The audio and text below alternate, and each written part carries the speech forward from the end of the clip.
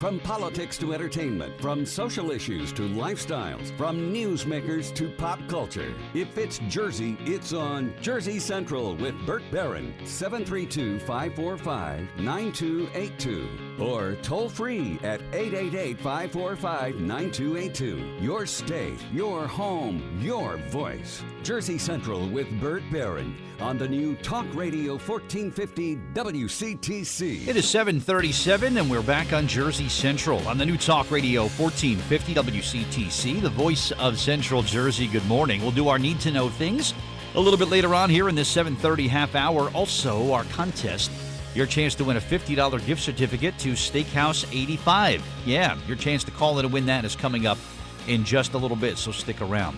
Let's get to the Jersey Central Newsmaker Hotline. It is a Tuesday morning, and that means we get to talk to our good friend Barry Blank from National Estate Jewelry Buyers.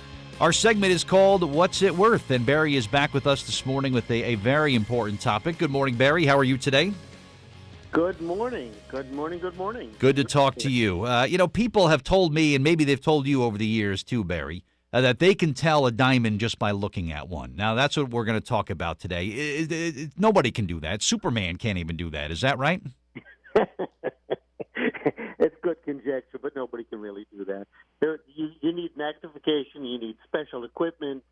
And most of all, you can't think you can scratch glass. Yeah, that's the other thing. Well, if it scratches glass, that means it's a diamond, but that's not necessarily true either, is it? That is not necessarily true. The thing is that people think that diamond is hard. Well, diamond is hard, and there's a scale of hardness. It's on a 10, where glass is only 5.5. And there are many other stones like citrine or smoky quartz or even cubic zirconia. They have hardnesses that are lower than diamond but higher than glass, so they'll scratch glass. So you can't just go by the scratch test. Gotcha. And when you talk about hardness, it's a scale, and diamond is at the top of this scale here, Barry? Diamond is at the very top of the scale. There's very little that's higher than diamond.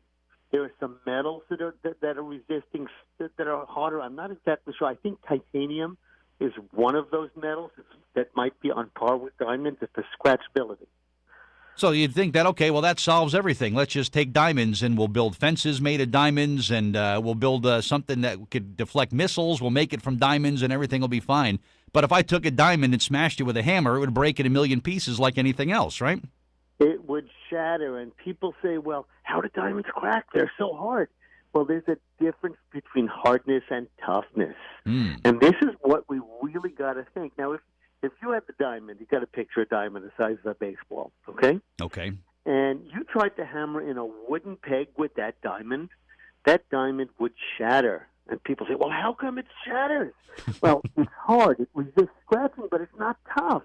Its crystal structure is very tight, and it breaks real easy. Now, you take a piece of jade the same size of a baseball, okay, and you can actually hammer that same wooden peg in that you were trying to hammer in with the diamond, and you'll hammer it right into the ground. You might even break the wooden peg if it hits a rock. Wow. And keep in mind, however, that jade is very, very soft on a hardness scale. It's like 6 or whatever, so it scratches real easily, but it is tough.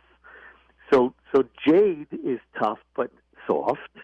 That sounds contradictory, but it's not. There's two different properties. Hardness is the resistance to scratching. Toughness is the resistance to breaking. I love it. And sometimes people, Barry, when they think about, diamonds when they're mined, people think that a diamond comes out of the earth, shaped and polished and, in pristine condition and ready to go. When a diamond is first mined, it's kind of like not in the best condition, is it? You've seen diamonds come right out of the mine, right out of the ground.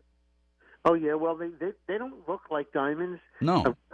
They're crystals, and they come in a crystal system called the cubic system. Mm-hmm. And what a well-formed diamond crystal looks like is a pyramid on top of a pyramid, the big parts at the top. So you're looking at 2 points and a square shape, and it looks, and sometimes they're formed funny, and because nature doesn't do things the way we want them to. It does it the way it wants it to. Right. And the real beauty of it is once it kind of gets in someone's hands and, a professional will shape it and polish it, and that's when it becomes something really beautiful to look at, right? Yeah. Yeah, I'm sure you remember. I don't know when I was a kid, there was a commercial for Cadillac, I think it was, and they had a diamond cutter cutting a diamond in the back seat of a Cadillac. I remember that. That's right. Right. Yeah. To And show you they how have, smooth the ride right, was. Right.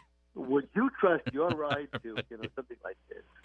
Right, right, but just misconceptions about diamonds and oh yeah, you can cut glass and that means it's a diamond there, sure. You don't know how many times people come in to tell me that, I'm oh, sure. it's a diamond. I put it against the window pane. I'm going to admit this, that before I was in the diamond trade, I tried it too. Yeah, uh-huh. You Yeah. saw how that But works also. and it turned out to be a diamond. Wow. But, Talk about, if you would, Barry, and hoping this is kind of in your field of expertise as well. I've heard the term industrial diamond, where it's used to maybe sharpen tools, used to maybe cut Right. really hard, brittle steel. An industrial diamond, anybody can just go to a hardware store and buy a diamond-tipped cutter or diamond-tipped saw blade. Is that true diamond, as in diamond jewelry? Is it a different Yeah. type of process that the diamond is made? Well, what are the differences? Well, diamond dust and diamond pointed bits or edged bits or Mhm. whatever it is, they come from the byproducts of the diamond cutting process. And when you're cutting stones, there's always a little loss. There's always a little bit of pieces shaved off and pieces this, that, and the other thing. And these huge diamond mines that are making all these diamonds, the cutters, I'm sure that diamond dust has value to these industrial people. They're also, sometimes the diamonds are so poor in quality, they just send them in, and they grind them all up and then they use their dust. So it kind of gets repurposed as like industrial applications at that point. 100% true. Very cool. Okay. Well, now I know where a diamond tip saw blade, where it gets its properties from there. Very good. Okay. Well, don't forget, of course, about the free verbal evaluation days that are happening every Tuesday at National Estate Jewelry Buyers. They make you an offer. An expert will never ask you how much you want. It's unethical to ask you. That's not going to happen at National Estate Jewelry Buyers. Route 18, East Brunswick, next to FedEx office, and you'll want to stop by and check out some things that are happening there. You can call Barry, 732-257-GOLD. Ask about house calls. He makes those as well. Or visit the website, toppricesforgold.com. Barry, is vacation season, does the things kind of settle down a little bit for you, or do you have a busier type of year that's a little more busier and vibrant than other times of the year for you? Our business is really different than most businesses because people are always selling and buying, of course, jewelry Gotcha. for all occasions. But we're always buying. We've been buying since 1999. You do the calculations, as you know, it was our 18th year until September, and then, of course, it becomes our 19th year. But people are always selling. They got things they want to either get rid of, they want to, they're not in style, they're broken, they inherited them, they'll never use them. So there are a lot of reasons we buy things. Awesome. So it's kind of a 12-month-a-year gig for what you do there. It's, I had a friend who said, I work 8 days a week and sometimes evenings. Yeah, Awesome stuff. Barry Blank, great talking to you today, and we'll talk again next Tuesday for another installment of What's It Worth, my friend, all right? Sounds like a plan, all right. You bet. Thank you so much. All right, Barry Blank and What's It Worth.